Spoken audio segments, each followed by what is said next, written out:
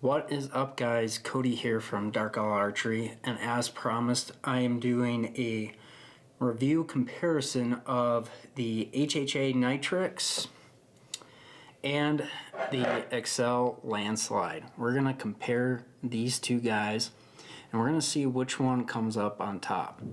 So first of all, these two sights, just in general, I have ran the Landslyde for almost 2 years now, and I have also ran the Tetra and the Tetra Max for 2 years now. So I have a good idea of both of them, and the reason I'm reviewing the Nitrix is because I think it is an improvement over the Tetra. Now, I'm not quite sure if it's going to be enough for most people to upgrade. We're going to dive into that and see the differences between that. But it is a great sight from what I can see so far. So I'm going to rate these two sights in a couple different categories. One being weight, two being simplicity, and three overall machine quality and fit and finish. So as you guys know, I'm super big on American-made stuff, and I will never suggest anything ever made overseas, just in general. You know, the American machinist is a conservationist. It is very important that we keep conservation in the U.S.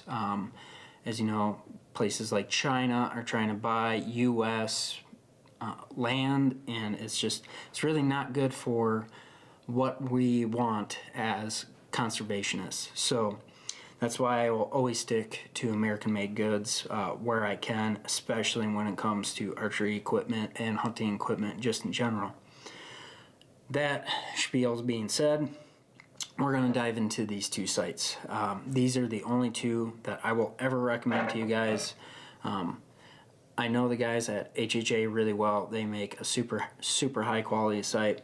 Axcel has made a high quality sight for quite some time, and I've just used their stuff for a while and I trust it. Both are very smooth, work really well, so we're going to dive into that. So we're going to dive into the Landslyde first. I have, like I said, used the sight for almost 2 years now, and overall I really don't have any major complaints with it. Some will say the biggest complaint that they have is that this wheel right here is very close to contacting that, which if you are really fat fingering this and really getting your thumb in the way, then yeah, I can definitely see that could be an issue for some people. Really not a big complaint for me, but that is a complaint that some people have. Now, this sight, as it sits right now, is 8.8 ounces. With my Stealth 41, it is 12 ounces pretty much on the dot. So you're looking at about 12 ounce Picatinny, which is, I would say, is a fair weight. It's not getting up in that spot hog category when it comes to weight. I consider those to be bricks. They work great, but to me they're pretty bulky. So this sight is not simple whatsoever. This, in my opinion, is just basically like a target sight that has been transferred over to hunting. I'm just going to do a simple count for you guys just so you can see how many screws. I'm not going to include the actual bracket here because that's going to change depending if you're using the dovetail or like a bridge lock or this Picatinny. So we're not going to count that, and I'm not going to count the indicators or what's actually holding the sight tape on. But you're going to see when I count this up how many screws are in this to hold this together. It'll probably be pretty shocking to you. So I got 1, 2, 3, 4, 5, 6, 7, 8, 9, 10, 11, 12, 13, 14, 15, 16. Yeah, it looks like 16 screws. A lot of those are pretty dang small. You got some on the side here that hold the tension on this rail, and then you also have some on the bottom here that hold the tension on the windage. So for simplicity's sake, this thing is not simple. Now, if you're someone that really likes to fine-tune your stuff, that may be something you're interested in, and that may be something that you actually want in a sidebar. But I would say for the most part, for hunting guys, it's probably not ideal, because the more stuff that moves, the more stuff that breaks. So to me, that is one of my complaints. I think that this is over-engineered for what it needs to be. Not saying that I'm a pro at that, but I think that this could be done in a simpler manner, some way, somehow. But overall, I would say not simple.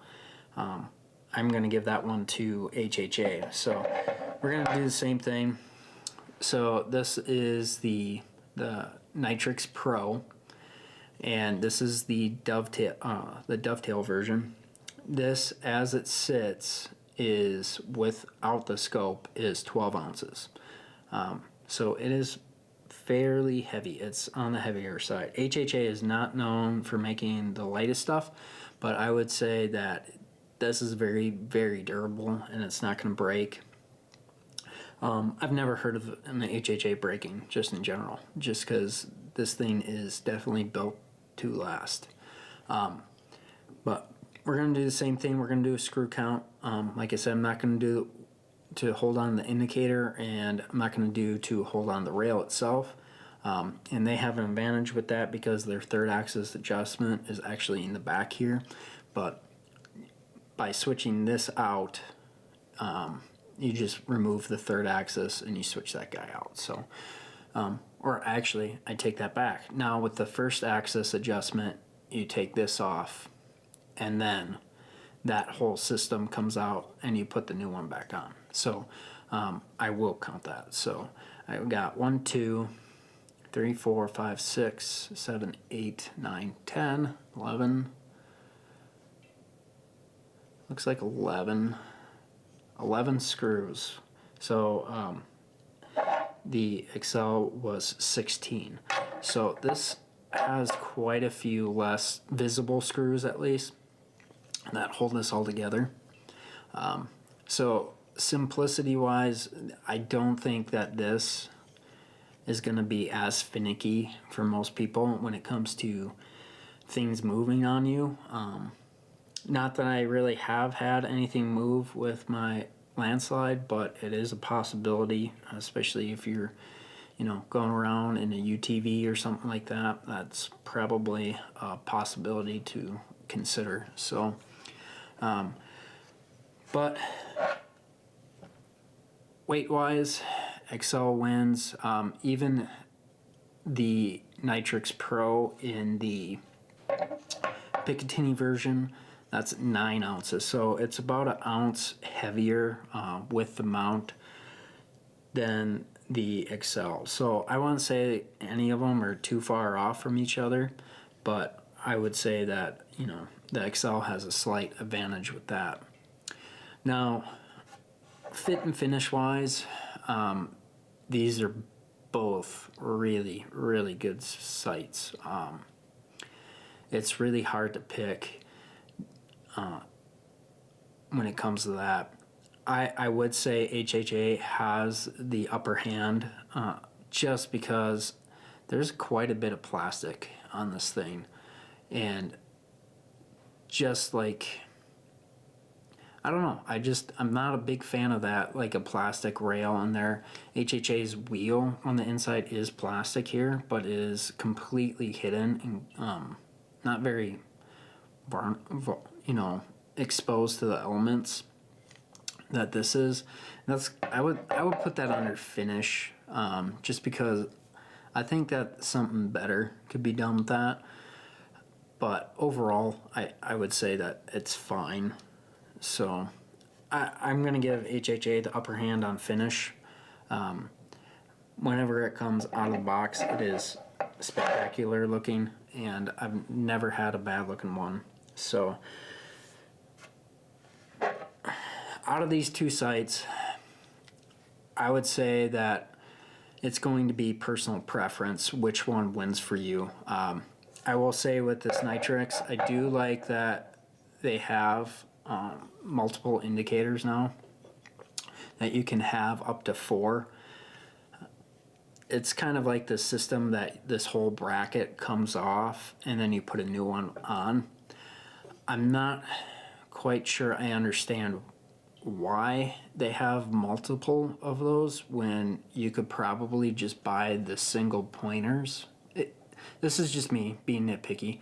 I think if they sold just the individual pointers and you're still able to take this bracket off and put extra ones in there or take them out, I just don't see the need to have multiple systems when this one system could just add more on there. But that is an advantage with this sight bar, that you can have an indicator for every single pin that you have. The landslide, you only get 2. Now I do have my triple pointers that I do use, and I'm sure some of you guys have seen on the sites. Those really only work for my scopes, and it's specific to what pin you're using. So I will say that, yeah, HHA wins on that one. I know the new driver has 3 on there, but if you're using a 5-pin, that really doesn't help you. So that's definitely an advantage to this system. I have used the X3, and that was a good thing about it, is that I can adjust it to all 3 of my pins that I used. So that being said, also obviously HHA, the wheel is on the outside here, and it is circular. So when you look at this, you have to have a good mental note of where you are looking at this from, because if you come up or down, it does change where that pin visibly is looking on that sight tape. And that's just the angular thing that you can't get over. No matter how hard you try, if you tilt this, it's going to give the appearance that you may be at a different range. And if you're at closer ranges, it's probably not going to make too much of a difference. But if you're shooting at, let's say, 97 yards, and your head position of where you typically are looking at your tape has moved, you may be off by a half yard to a yard, which can make a pretty big difference at that range. So that is something to consider with this. Now, as long as you're consistent with it, it's not going to matter, but something to note, that you should always have a consistent reference of like where your head position is. I use my hat against the limb of my bow is where I'm going to be looking down at it. So certain hunting situations, that's pretty hard to do, but that is something I use for consistency. Now with the Landsyle, you have the inside sight tape, and if you're an inside sight tape kind of person, this is definitely going to be the one that you're going to choose out of the two. This to me is a little bit better system when it comes to being consistent, because it's really hard to be that far off with a vertical pitcher like that versus a circular pitcher. I've never had a problem with being off, reading a yardage off, so that's something to consider too. Now, with the Landslyde, you can swap out what tape you are using, and with the Pro, you can also just take this wheel off and can do that too. The Landslyde also has a dead stop on it, so If you have a 20 yard and you want this thing to come up to the 20 yard, it's going to stop each time right there. Now, HHA doesn't specifically have that, but there is something that you can do to get it. So the wheel itself will stop in the all the way up position. So what you can do is you can set your 20 with this rail. This is called their infinity rail system. You can set that and get your 20 yard up that way. So then when this goes all the way up and stops, you're at your 20 yard mark. So it isn't a true dead stop per se, which I believe, looking at this, would be very easy for them to add in the future if they're watching this video. That would be something that they could add in pretty easily. But yeah, it works as a dead stop. I do it. It's just not ideal, just because this isn't like a micro adjust per se. So you kind of have to like really kind of like loosen this just slightly to move it up and down. So it's not a macro adjustment to get your 20 on, but it'll work with that. I think out of these two, I'm not going to choose just because I shoot both and I like them both. They're both really good and they both have their advantages. So personally, I'm not going to choose between the two. I'm going to shoot them both. I like them both. But I hope from watching this, you guys have a better idea between the two of which one you're going to choose. Like I said, I don't think you could go wrong either way. It's just depending on your style and what things that you really like. If it's weight and inside sight tape, Axcel. If it's durability and that outside sight tape is just fine for you, HHA is the way to go. So now I'm going to do a short comparison between the Nitrix and the Tetra. So just a couple things between these two. You can see the wheel is slightly different than the wheel, come on, focus, on the Tetra. Now, I don't like one over the other. They both work perfectly fine. That's a big thing. The Nitrix obviously has this first axis adjustment, and to me, I wish that would have been done sooner because that's definitely needed. The biggest problem that I saw this last year is not HHA. It was absolutely not their fault. It was Mathews' fault. Mathews' risers and their finish in their bridge lock system had issues that the first axis of their Tetra sights was off because of the fact that the finish inside the Mathews bridge lock system had like either gunk or something like that built up, that when you slide this in, it would be tilted just slightly one way or the other. And sometimes you'd run into issues that your first axis, no matter how hard you tried, was not on. So I'm glad that they made that change. It sucks that they had to make that change just because of a fit and finish issue from Mathews, but and I'm assuming, I don't know if that's 100% because of it, but the only problems I ever ran into the first axis being a problem on the Tetras was in Mathews. So that's my assumption of why that change was made. Maybe it's a bad assumption. If I'm wrong, comment down below. But I'm glad they made that change. It was definitely needed.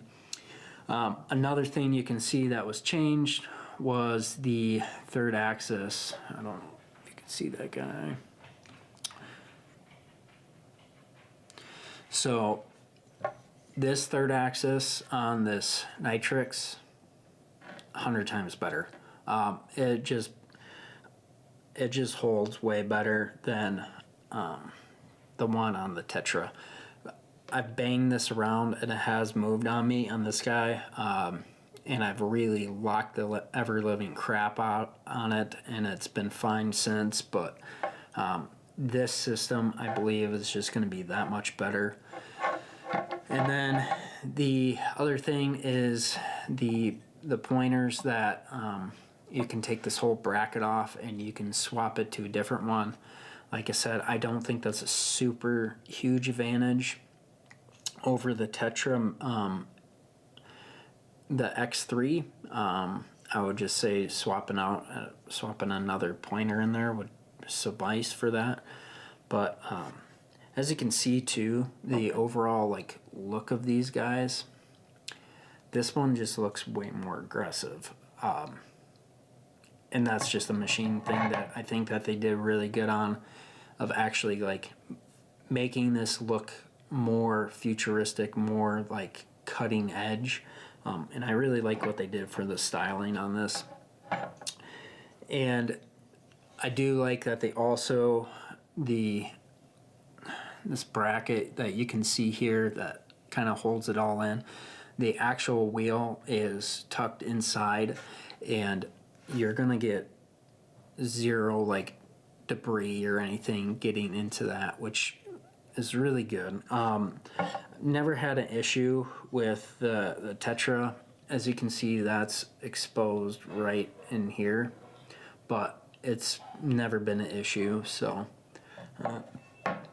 other than that, I don't think there's really too much more that I need to hit on between these two.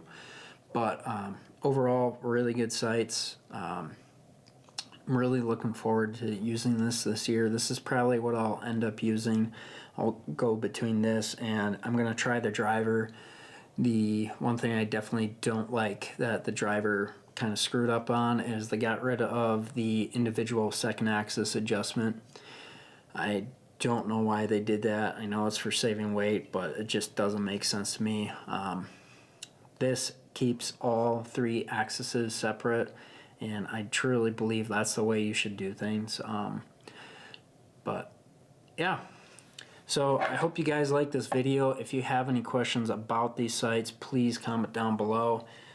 Like I said, I don't think you can go wrong with either of them. They're great sights. You're gonna have a very high quality sight, especially what you pay for. These guys, the Nitrix, I believe, is for the bar only. The Nitrix Pro, this one is $375, and for the Landsyle, I believe it is $334 or $364 now for the bar itself. So you're in the similar price range. So I would say that's a very good number to be at. You're not looking at a $600 sight bar for some basic stuff like some of these companies. So I will have combo deals for these guys. So if you guys are looking, if you think the Nitrix Pro or the Nitrix fits you best for your hunting style, please hop on the website, take a look at that. Save yourself some money. I always discount my sights or my scopes on that when you buy the Nitrix or the Nitrix Pro with it. So if you guys are looking for a new setup this year, please hit me up. Other than that, thank you. Please comment and subscribe. If you guys have any questions, please let me know. So have a good one, guys.